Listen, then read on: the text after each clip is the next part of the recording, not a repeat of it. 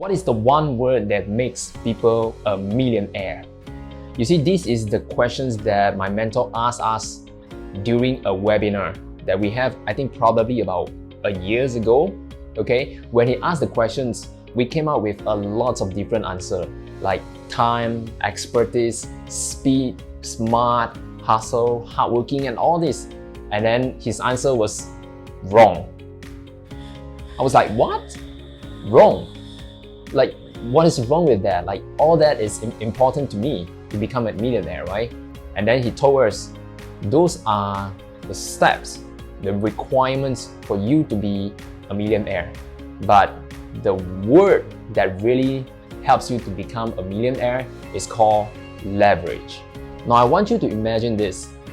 If let's say there's a bank who constantly credits you $86,400 every single day into your bank account, okay?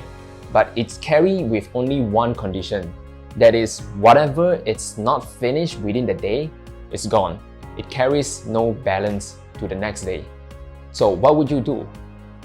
And if you are just like me, I'm sure you are going to spend every single pennies without leaving anything in the account. Because what's gone, it's gone. So you see, we all have that bank, and the bank is called time. Everyone in this world are the same. We all get 86,400 seconds credited to our life on a daily basis. So we all know that we can't bring it forward to the next day. So what we have to do is really to completely utilize the time that we have got within a day so that we can, of course, achieve what we want to achieve in our life. So in today's video, I want to share a new term that I learned from my mentor. So usually we talk about ROI, right? Return on investment. So in today's video, I want to share a new term that I learned from my mentor itself. It's called ROTI, Return on Time Invested. So before we dive into that, I just want to share a little bit quick story about myself. So you see, back in the time when I was just started out my YouTube channel like this, I do all the video editings, like the script writing, the voiceover, the editings, the color corrections and all these things by my own. And I realized that it's taking me a lot of time, and I don't think it's actually worth putting my time on doing all that kind of stuff. Of course, some people might say, hey man, you know what, Joshua, if you want to be successful in something, you need to hustle, you need to put in the time and effort into it.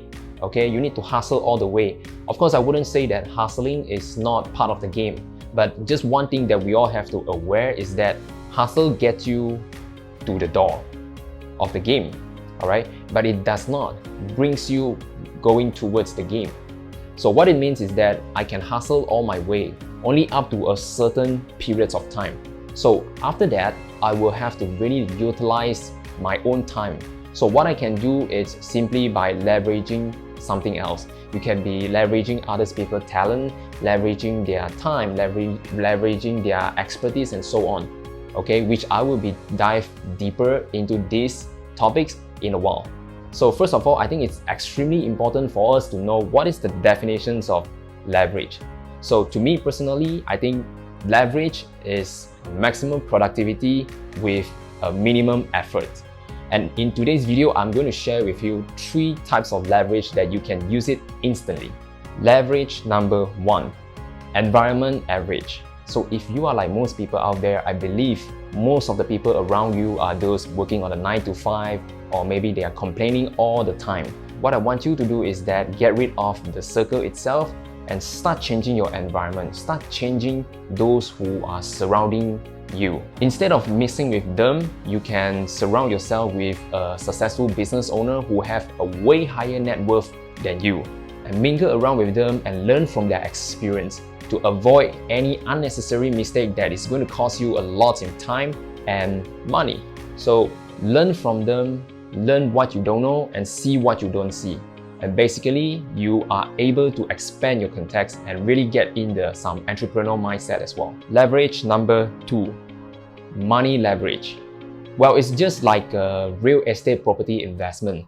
You go to the bank, you negotiate with the banker and you get yourself some loan. Okay, it could be up to 70% or 90%. and you are only required to cough out the remaining 10 or 30%.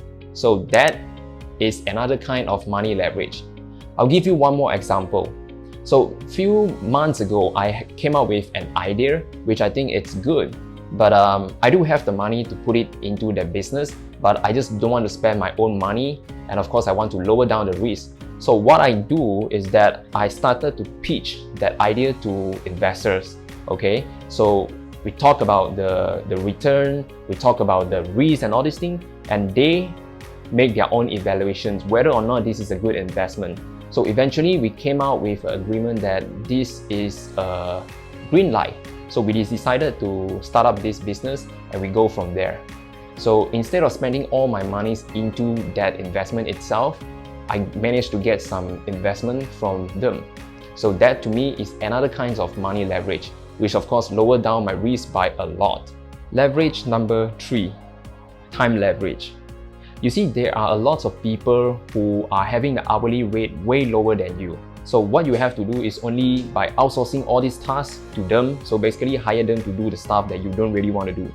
So you see, instead of spending all my time working on editing the video and doing all the color correction and all this thing, which don't really justify my hourly rate because I'm not good in video editing, right? I'm not an expert in this. So if I were to really edit my own video, it's going to take me about like 5 to 6 hours to work on just one simple video editing. Okay, and I could easily spend the 5 to 6 hours working on something which is more productive, like talking to a business owner, trying to generate some leads, and of course potentially getting more clients. So with that being said, you need to know your hourly rate and outsource any task that is below your hourly rate. Okay, for example, if you have done the calculations and you come up with your hourly rates worth of, let's say, $50 per hour. So any task which is worth less than $50 per hour, it's always better to outsource it to someone else to work on that. And you spend your time working on something which is more productive. Whenever you are doing something else, someone else out there is trying to run your business. They are working in your business when you are working on your business. Like for example, the moment I'm shooting this video to really boost up my reputations, to gain the eyeballs within this competitive market, someone else is editing my video out there. So it doesn't really matter whether I'm editing my own video or not, but eventually the video will be ready. Okay, that's a benefit of time leveraging. Every successful business owner utilizes some kind of leverage because that's the one word that makes them a millionaire. So if you enjoyed this video, make sure you click the like button, and of course don't forget to subscribe my channel. And until then, I will see you in the next video. Bye bye.